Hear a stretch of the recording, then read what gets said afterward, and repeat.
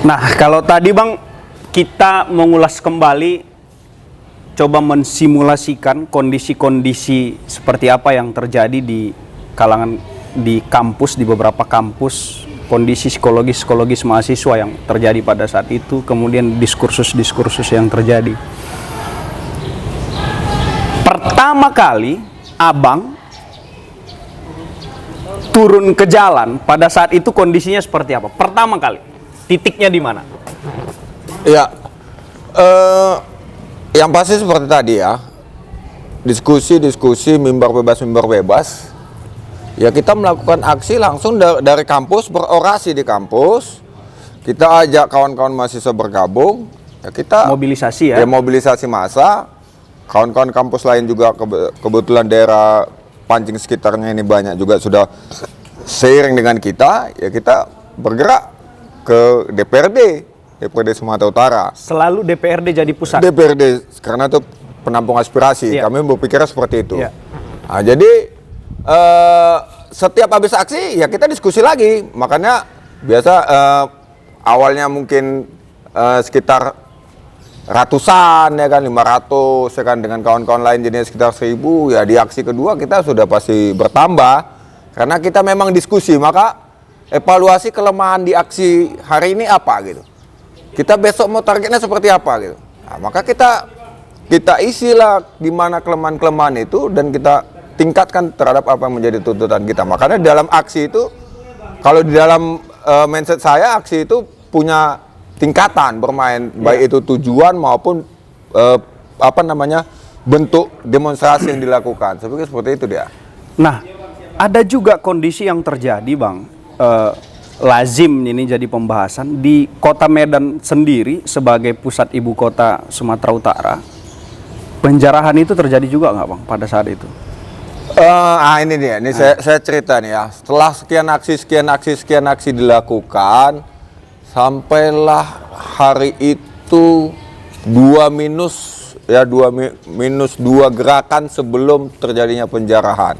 Oh, ya. Aksi duluan berarti ya Bang? Aksi. Jadi aksi terakhir itu kita ribuan bahkan puluhan ribu totalnya di DPRD. Kemudian kita pulang untuk melakukan aksi lagi esok harinya. Dan waktu esok harinya kita mau melakukan aksi ini, lanjutan ya, aksi lanjutan, kita sudah mobilisasi massa termasuk kawan-kawan dari kampus tetangganya IKIP waktu itu juga sudah mulai bergabung. Kita ditahan di persimpangan 4 ya, kalau kawan-kawan paham Medannya IKIP itu ada simpang 4. Nah di situ kita tertahan yang sudah diblokade oleh polisi sekian lapis. Bernego lah, kita utus beberapa kawan-kawan yang untuk bernegosiasi supaya kita dikasih jalan, artinya blokade dibuka. Ya, ternyata blokade tidak mau dibuka dan kita pun tidak dikasih jalan. Akhirnya hari itu chaos lah. Chaos mulai dari aqua terbang, batu terbang ya. Akhirnya kejar mengejar dan akhirnya kita masuk ke dalam. Masuk ke dalam, kawan-kawan dari kampus lain juga masuk ke dalam. Waktu itu kita sudah bayangkan dari pagi aksi, jangankan makan siang, makan pagi boleh dibilang 99% belum dilakukan oleh setiap mahasiswa waktu itu. Jadi ada beberapa kantin itu udah kita target lah, ini nanti kalau nggak sampai sore ini kita nggak bisa keluar, ya kita bakal bobol itu untuk makan kita kan gitu. Tapi itu belum terjadi kita lakukan karena waktu wakda asar sebagian kawan-kawan udah boleh dikasih keluar. Ya tapi keluar ya kena pukuli. Ya oleh aparat. Ya oleh aparat. Waktu itu saya ingat kebetulan kawan saya ini ketua PMI ya di kampus itu, didampingi Palang Merah ya? Iya, Palang Merah Indonesia, didampingi oleh dosen yang juga pembina. Ya kayak di depan mata kepala kami dari dalam pagar, mereka di simpang 4 itu ya dipukuli. Ada tindakan represif ya? Represif oleh aparat ya. Habis itu akhirnya mereka lolos, bawa ke rumah sakit.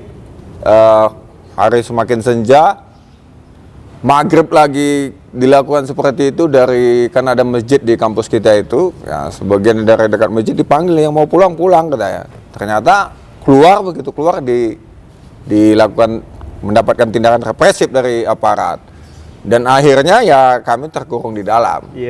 Ketika terkurung di dalam, kebetulan kami ada punya kawan waktu itu yang orang tuanya polisi. Tapi sebelum itu dia juga hampir menjadi target karena dia berperawakan seperti polisi ya. Sebagian orang tidak kenal sama dia. Alhamdulillah dia sebut saya kawannya Iwan Keling gitu ya. Akhirnya tidak jadi diapai. Dia dibawa, oh ya ini kawan kita, Tambuk 95 saya bilang kan. Melalui dia lah, kita suruh dia menelepon orang tuanya. Kebetulan orang tuanya waktu itu sudah perwira, ya punya jabatan cukup yang pasti informasinya lebih akurat. Dapat informasi jam 8 seluruh aparat akan ditarik mundur. Kalau bisa kalian jam setengah 9 lah dulu keluar. Jangan jam 8, jam setengah 9 kalian keluar. Dan memang akhirnya kami keluar jam setengah 9. Jam setengah 9 itu kami keluar sampai di Simpang Pancing ini. Masyarakat sudah ramai gitu. Artinya mahasiswa udah berbaur lah dengan masyarakat ya. Karena memang waktu itu masanya ketimpangan ekonomi dan subjektivitas lah terhadap kondisi dan kelompok-kelompok tertentu. Ya dimanfaatkan lah oleh ya semua lah, mungkin ya sebagian mahasiswa juga terlibat dalam kondisi itu. Nah, jadi apalagi masa juga begitu. Ya, begitu rame, sudah tak terkontrol ya, terkontrol, tidak kenal siapa lagi dan hari kan gelap. Kalau sudah gelap, sudah jam setengah 9, jalan Pancing ya gelap macam di hutan kan. Ya sampailah ke kota. Ya selanjutnya dilanjutkan oleh keramaian itu lah di mana-mana di Sumatera Utara ini. Nah, baru saya malam itu mengantar teman-teman, kemudian balik ke rumah saya yang juga nggak jauh dari kampus itu.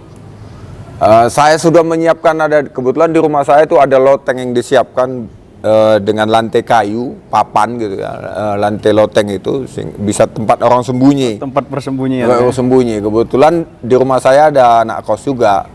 Jadi kami pulang malam itu sekitar 4 atau 5 orang ke rumah saya.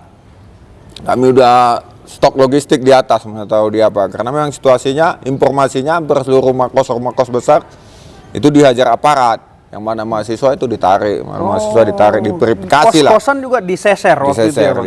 Di ini ya. Iya, khususnya rumah-rumah kos yang nampak lah dia memang spesialis rumah kos. Nah, itu ditarik. Jadi alhamdulillah karena rumah saya itu tidak nampak seperti rumah kos, jadi memang tidak terjadi lah itu.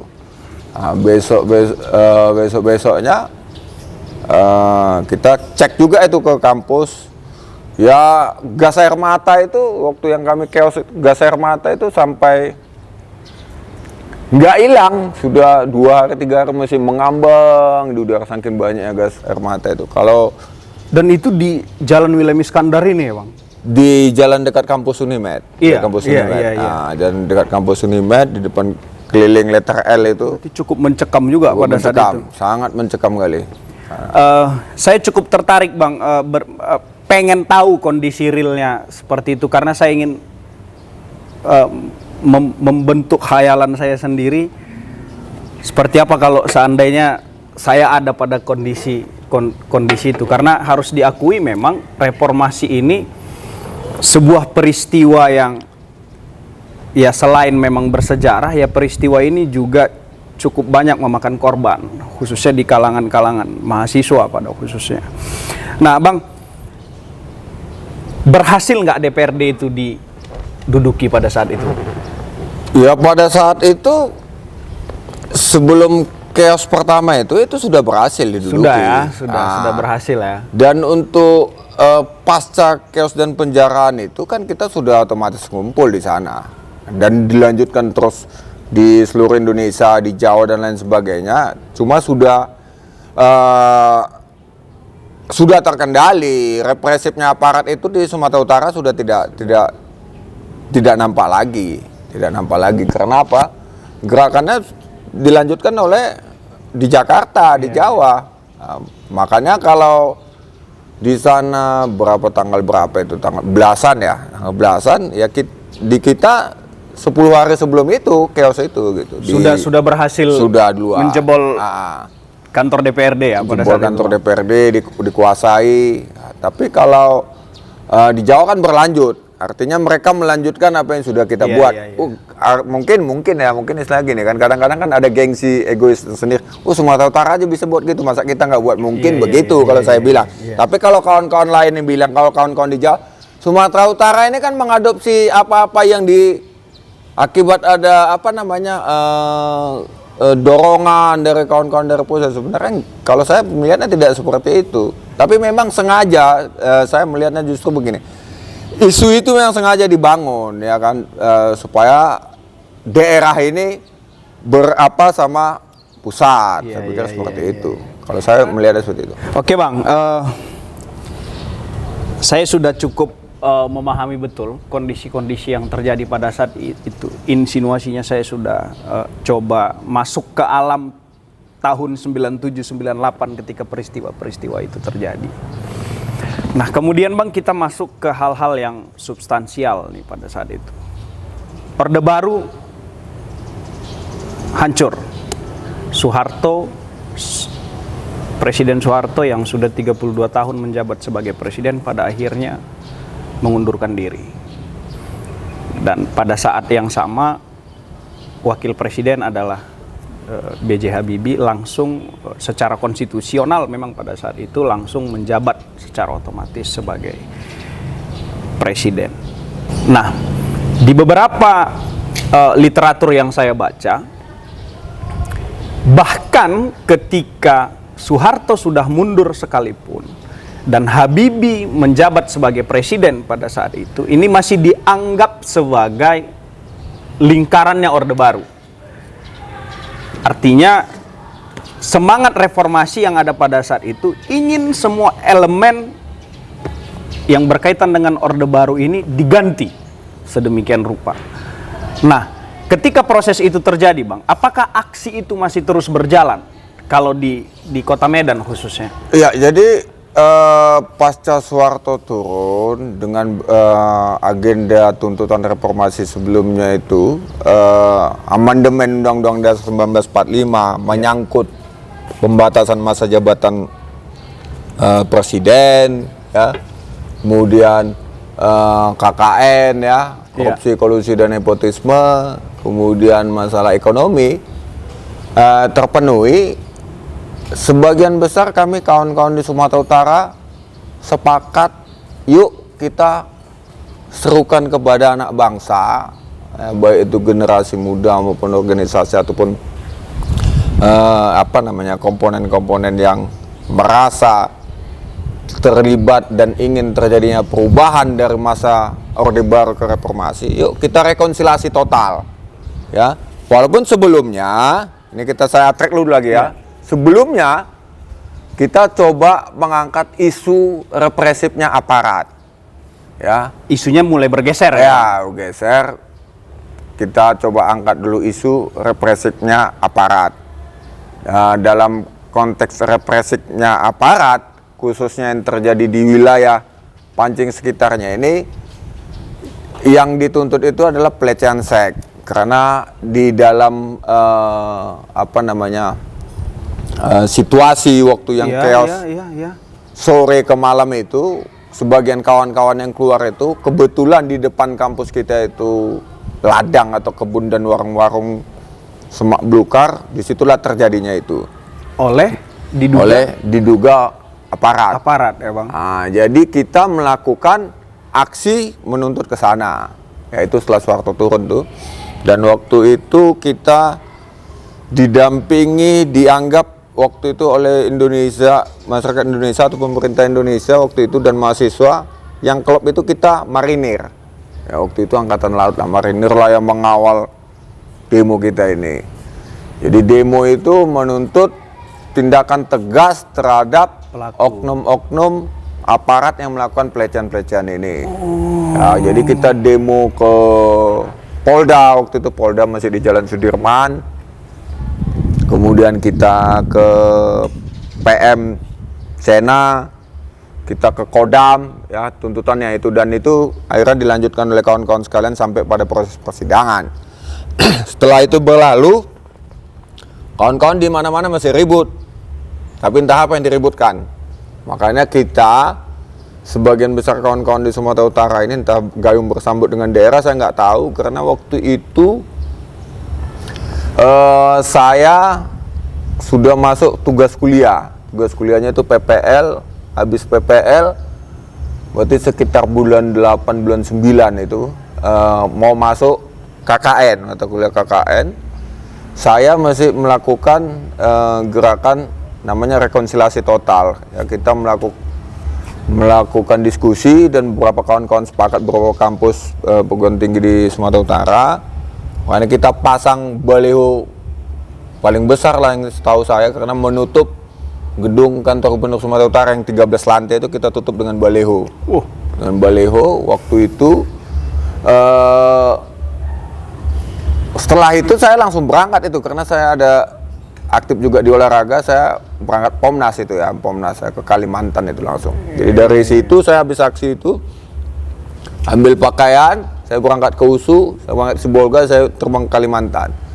Nah, jadi seperti itulah dia kemarin itu. Jadi pergeseran isu itu kita cepat, karena kita mau, karena tidak ada kepentingan lain, kita pengen Soeharto jatuh. pola pemerintahan di masa yang sudah berlalu, udah kita rasakan dulu waktu anak-anak, kita udah jadi mahasiswa, kita ada nama gerakan reformasi, ya udah, yuk, ini udah runtuh, tinggal menyusun.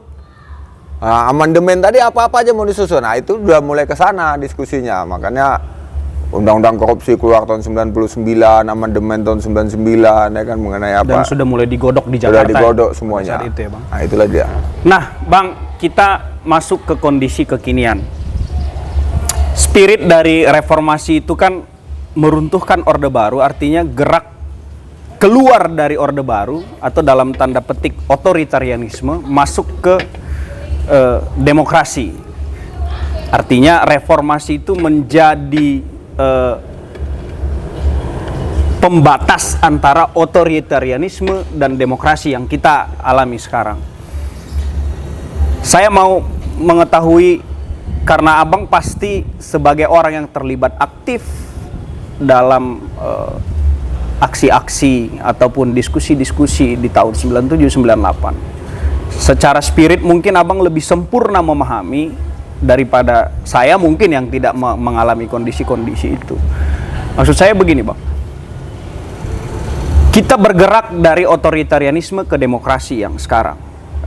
Plus ada reformasi di situ yang menjadi pendobraknya. Apakah alam demokrasi kita yang sekarang ini secara persatuan dan kesatuan bangsa lah dulu, anak-anak bangsa, seperti inikah yang memang diimpikan atau masih jauh dari semangat reformasi yang kemarin? Kalau kita boleh jujur ya, kalau kita boleh jujur, situasi 10 tahun terakhir ini adalah miris. Dalam arti kata, kalau teori matematikanya mungkin kan ini parabola dia, mau balik lagi dia ke seperti situasi seperti dulu. Bibit-bibit itu ya munculnya begini dia.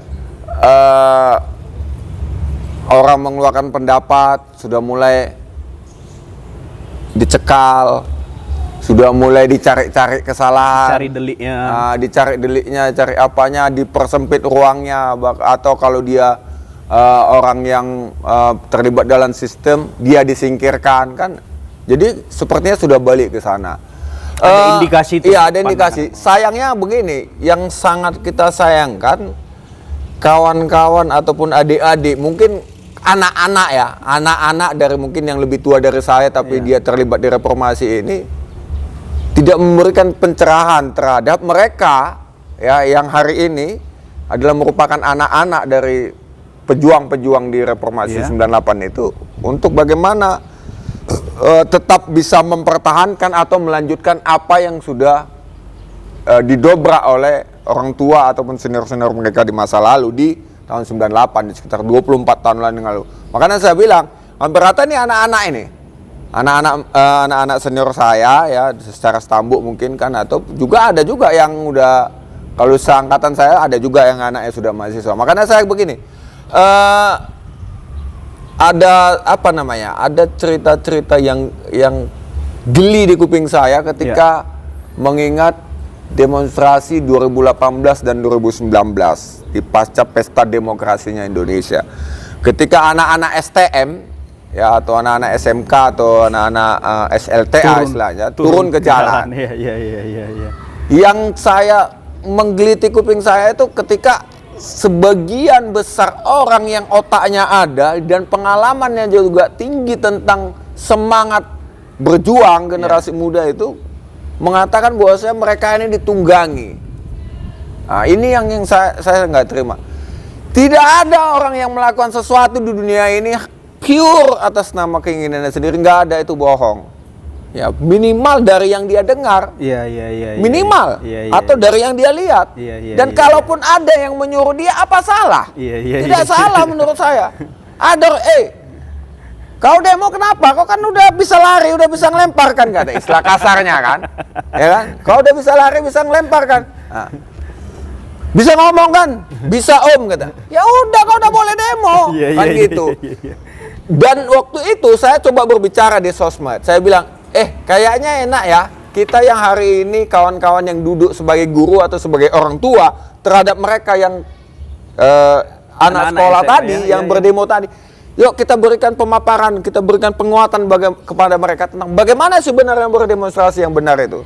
Sehingga tidak ada lagi bahasa-bahasa yang mengatakan mereka itu ditunggangi, nggak tahu apa-apa, anak ingusan, itu nggak ada lagi di otak mereka. Tapi mereka memang, ya pure memang bergerak itu, ya memang cikal bakal orang-orang yang mau merdeka dari kehidupan. Ya kalau kita ceritanya tahun 66 bagaimana? Mesti ada KAPI kok.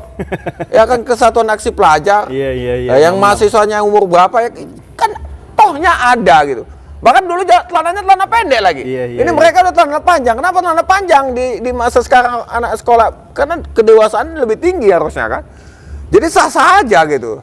Cuman yang sayangnya kita, kawan-kawan yang hari ini baik dia sebagai orang tua atau sebagai guru itu tidak berani memaparkan itu.